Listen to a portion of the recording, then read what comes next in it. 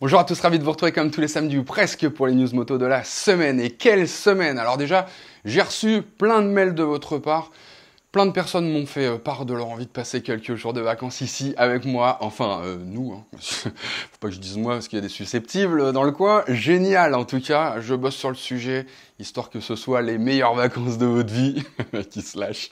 Bref, l'adresse de contact est là. Alors attention, grosse semaine pleine de belles news moto, hein. J'en ai sélectionné quelques-unes pour vous.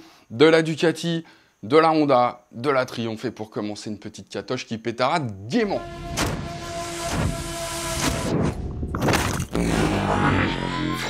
Et on commence donc avec les news de KTM. KTM qui d'emblée me régale, rien qu'avec le titre de la vidéo promo de sa prochaine dernière production. Sharp and precise, no bullshit, avec l'accent. Non, sans déconner. C'est quoi cette marque de bécane qui te balance d'emblée? Ma moto, c'est affûté, précis, pas de conneries. C'est comme leur pub avec des mecs tellement en wheeling qu'ils explosent leur plaque d'IMAT. C'est tellement pas d'actualité ça les gars. Tellement à te filer de l'eczéma à Madame Hidalgo et toute sa clique là. J'en ai des poils, je vous dire. J'ai des poils. Non mais blague à part. KTM, ils sont trop bons pour te vendre du rêve quoi. Les mecs te ressortent une SMT. Déjà, en soi, rien que le nom suffit. Mais non, ils te la mettent dans tous les sens dans la vidéo promo, quoi.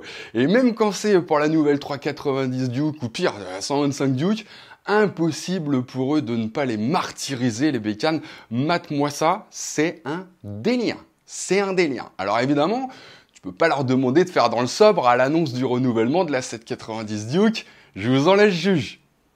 La vache, si Ken Block était pas 6 pieds sous terre, on pourrait presque y croire quoi. C'est tourné façon Gymkhana à un point que t'as l'impression que les Greta Thunberg, Hidalgo et tous les membres du GIEC dans la foulée sont interdits de séjour en Autriche quoi. Les mecs, la sobriété énergétique, le réchauffement climatique, les particules fines, connaissent pas. Ils connaissent pas. Jean-Marc Jancovici, là, tu lui montres ça, tu le fous direct en PLS. Mais putain que c'est bon, quoi. Ah, franchement, c'est bon, ça fait plaisir. Et tiens, pour l'appel, je me la remets, hein. Et au ralenti, même. Et tout ça pourquoi? Pour une sous 890 Duke que KTM a relancé l'année dernière pour offrir un truc un peu plus abordable et plus A2 dans l'âme que les 890. Même si, attention, hein, en full, le bicylindre parallèle crache quand même 103 chevaux à 9000 tours minute et 87 Nm de couple à 8000 tours minute. C'est pas un poumon, un LC8C, hein. Mais là, bon, d'après ce que j'en sais, il sera donc proposé, comme jusqu'ici, en fait, en Europe, qu'en version bridable à 2, c'est-à-dire full à 95 chevaux à 9000 tours minute et 87 Nm de couple à 8000 tours minute. Heureusement que tu as toujours une fourche inversée et un amortisseur WP digne de ce nom, deux beaux étriers 4 pistons à montage radial à l'avant, du full LED et un écran TFT couleur 5 pouces et 4 modes de conduite là-dessus.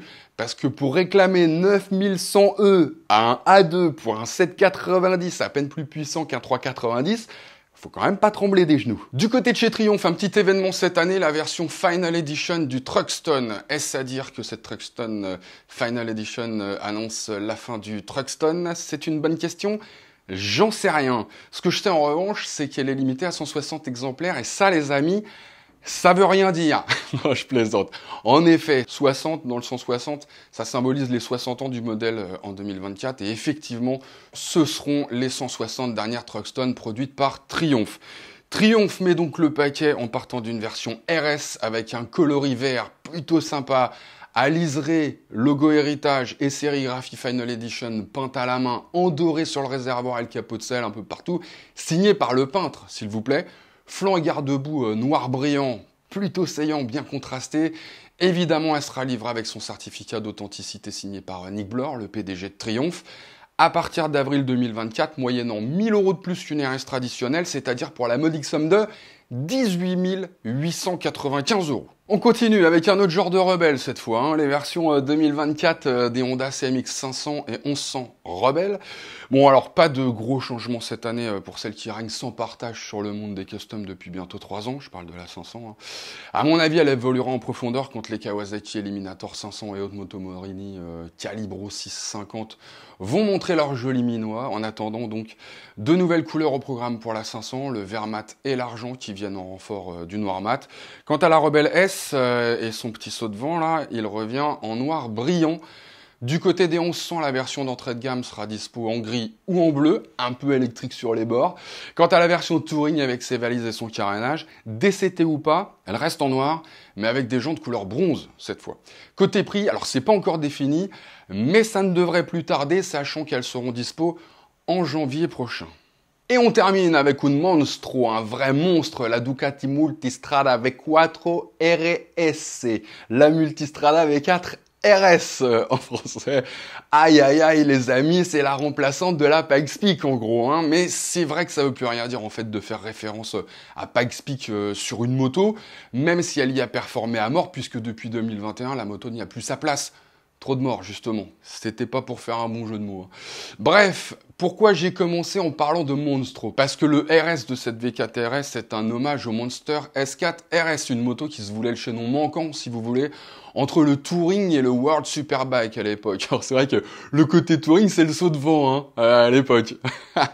Bon, ça, c'est pas la seule raison à mon avis. RS, c'est aussi très Audi dans l'âme. Et qui que c'est le propriétaire de Ducati?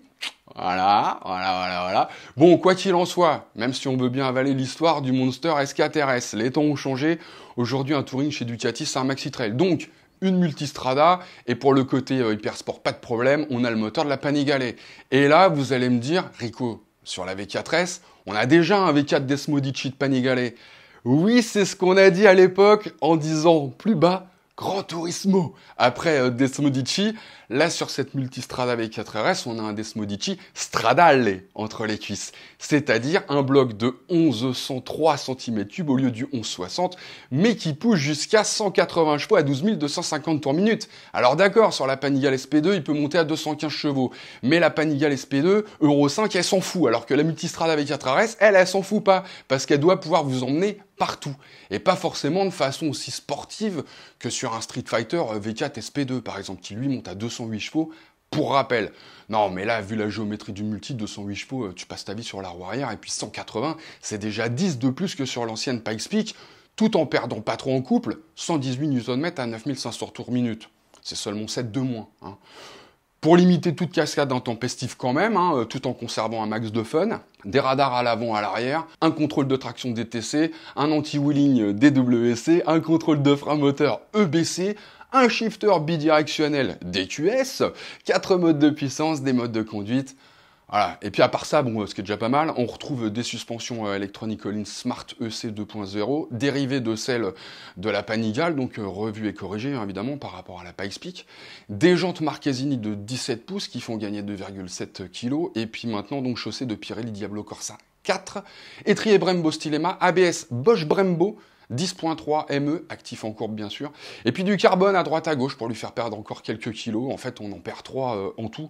Pour être précis, on est à 214 kilos à sec, tout plein fait, sachant que la Pikes Peak faisait 239 kilos tout plein fait, hein, et qu'on a 22 litres dans le réservoir là, on doit effectivement être aux alentours de 236 kilos avec la V4 RS. Hauteur de selle pour ceux que ça intéresse, 840 mm minimum, 860 si vous montez la selle. Ce qui n'est pas minimum en revanche, c'est le tarif. Là où la Pikes Peak te saignait aux 80 en réclamant 31 490 €, là si tu saignes en bon de commande pour une Multistrada V4 RS, sois pas surpris le lendemain si t'as des croix à la place des canines, que tu supportes plus le soleil, les croix à l'eau bénite, hein. Parce que quand le vendeur t'annoncera que ça fait 37 790 €, t'auras pas le temps de bouger une oreille, crois-moi bien qu'il t'aura déjà chopé à la carotide. Ton code de carte bleue, tu vas te voir le taper depuis le plafond de la concession, si tu veux, hein. Tu seras déjà sorti de ton corps. Et sur ce, les amis, alors, c'est violent comme transaction. Alors, c'est pas une vente, là, c'est entretien avec un vampire.